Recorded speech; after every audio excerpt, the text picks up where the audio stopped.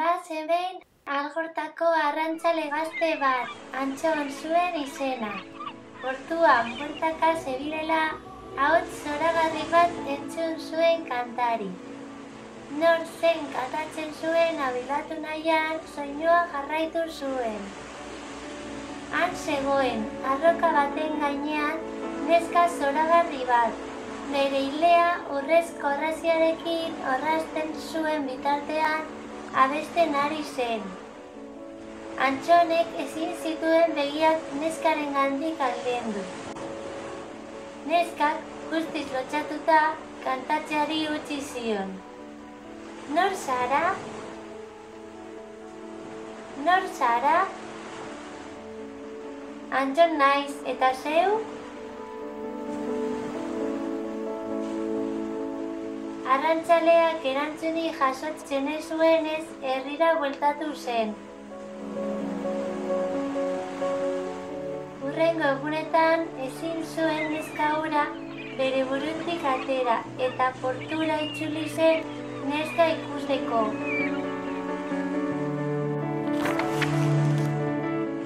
Porturako bidean abesti hura berriz entzun zuen, eta pozik sentitu zen.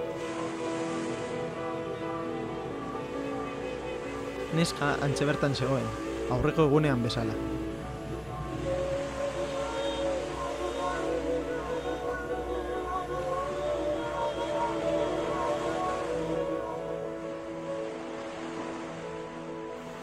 Egunon, Antxon, zure zain nengoen.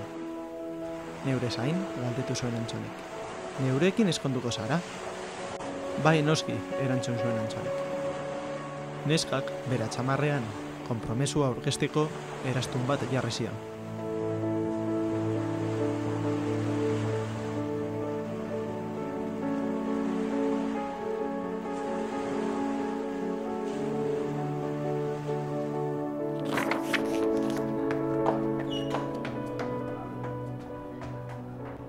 Ama!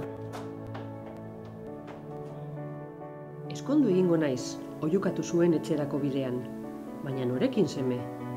Munduko neskarik politenarekin, itsasondoan bizi da. Baina nor da neska hori, galdetu zuen berriro. Munduan ikusi dudan neskarik zoragarriena. Amak bere semea lamia baten sarmapean zegoela pentsatu zuen.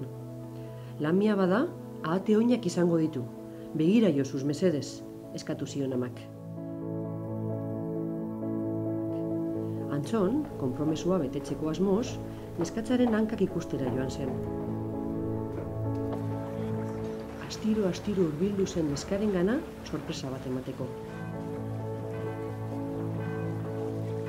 Ama zuzen zegoen, ahate oinak zituen, lamia bat zen.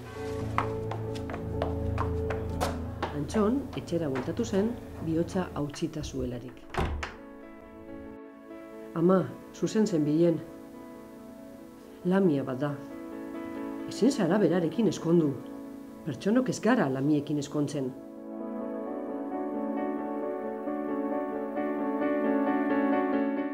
Antxon, gaixorik, oheratu zen.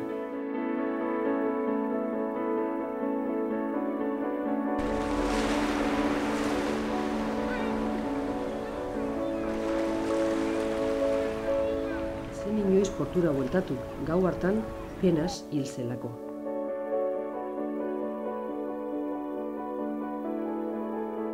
Lamiak Antxon izara batekin estali zuen eta bere ezpainotzak musukatu zituen.